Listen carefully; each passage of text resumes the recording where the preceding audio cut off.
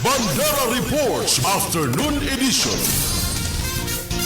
Mahigit 30 milyong o 3 milyon na halaga ng iligal na droga nasa bahat ng operatiba sa ikinasang drug bypass operation High Valley Target na sa Kote. Ang lahat ng yan ihahatid ni Riza Kamid, Kabanderang Riza, ibandera mo. Bandera Live Report. Arestado ng PDEA BARM ang isang drug suspect sa ikinasang drug buy-bust operation sa Al Salam Street, Barangay Rosa Heights 3, Cotabato City.